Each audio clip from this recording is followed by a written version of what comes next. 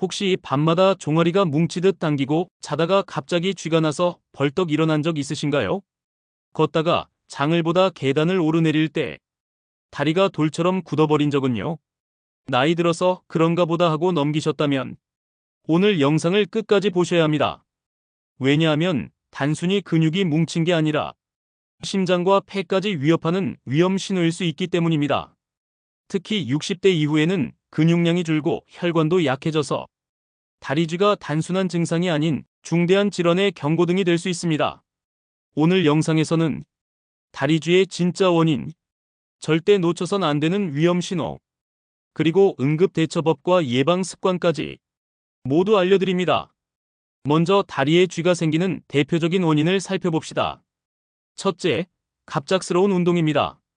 평소 걷기만 하던 분이 갑자기 등산을 하거나 장시간 서 있으면 근육이 놀라며 쥐가 잘 납니다. 둘째, 수분과 전해질 부족입니다. 물을 적게 마시거나 땀을 많이 흘리면 칼륨, 마그네슘 같은 미네랄이 부족해집니다. 이때 근육은 제 기능을 못하고 갑자기 수축해버립니다. 셋째, 혈액순환 문제입니다.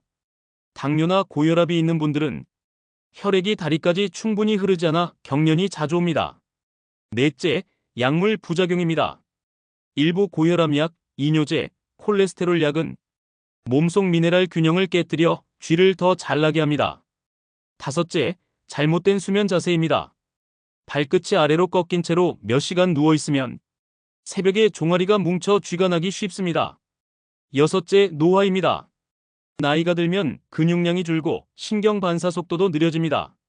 작은 자극에도 다리가 쉽게 굳어버리는 거죠. 그럼 언제 병원에 가야 할까요? 아래 신호가 있다면 반드시 주의해야 합니다. 한쪽 다리에만 쥐가 반복되고 붓기가 생길 때, 쥐가 풀려도 몇 시간 이상 통증이 남을 때, 다리가 차갑고 창백하게 변할 때, 쥐와 동시에 숨이 차고 가슴이 답답할 때, 다리에 힘이 빠지거나 마비가 올 때, 이럴 땐 단순한 쥐가 아니라 혈관이나 신경 문제일 가능성이 크기 때문에 즉시 병원 진료가 필요합니다. 그렇다면 쥐가 났을 때는 어떻게 해야 할까요? 첫째, 발끝 천천히 당기기. 다리를 곧게 펴고 발끝을 몸쪽으로 당겨주세요. 이때 중요한 건 천천히입니다. 급하게 당기면 오히려 근육이 놀라서 더 아플 수 있습니다. 둘째, 종아리 마사지. 아래에서 위로, 심장에서 멀리서 가까이 오는 방향으로 부드럽게 쓸어 올려주세요. 혈액순환이 도우면서 근육이 풀립니다. 셋째, 따뜻한 찜질입니다. 따뜻한 수건이나 찜질팩을 10분 정도 대면 근육이 이완되고 통증이 줄어듭니다. 넷째, 간단한 스트레칭. 벽을 짚고 한쪽 다리를 뒤로 쭉 뻗어 종아리를 늘려주면 경직이 빠르게 완화됩니다. 주변에 다리쥐로 고생하는 분이 있다면 이 영상을 꼭 공유해주세요. 함께 건강해지면 더 좋잖아요. 다섯째, 발목 돌리기. 쥐가 어느 정도 풀리면 발목을 천천히 시계 방향, 반시계 방향으로 돌려주세요. 근육과 혈관이 부드럽게 풀립니다. 여섯째, 깊은 호흡. 통증 때문에 몸이 긴장되면 더 아파집니다. 호흡을 길게 내쉬며 근육을 이완시키는 게 중요합니다. 예방은 대처보다 더 중요합니다. 첫째, 올바른 수면 자세. 잠잘 때 발밑에 작은 쿠션을 두면 발끝이 꺾이지 않아 쥐 예방에 좋습니다. 둘째, 취침 전 5분 스트레칭. 벽을 짚고 종아리 늘리기, 의자에 앉아 발끝 당기기 같은 간단한 동작이면 충분합니다. 셋째, 하루 1.5리터 물 섭취. 물을 조금씩 자주 마시는 게 가장 좋습니다. 넷째, 1시간마다 발목 운동. 오래 앉아있지 말고 의자에 앉아 발끝 까딱이기, 발목 돌리기만 해도 혈액순환에 큰 도움이 됩니다. 다섯째, 복용 중인 약물 확인. 새 약을 시작한 뒤 쥐가 잦아졌다면 의사에게 꼭 알려야 합니다. 여섯째, 다리 따뜻하게 유지하기.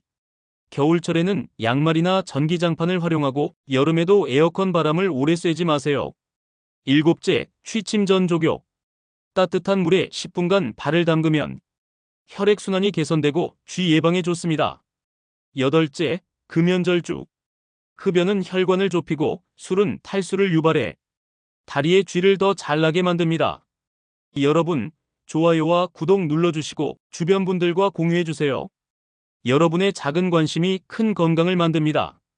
여기서 주의해야 할 것도 있습니다. 첫째, 무작정 세게 주무르기.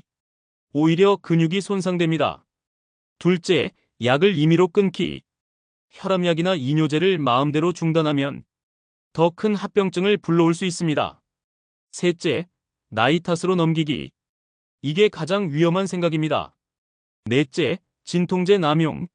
일시적으로만 편해지고 근본 해결은 되지 않습니다. 다섯째, 민간요법만 의존. 일부 도움이 되는 것도 있지만 위험 신호를 무시하면 큰 병을 놓칠 수 있습니다. 정리하자면 다리쥐는 단순히 나이 탓이 아닙니다. 몸이 보내는 중요한 경고입니다.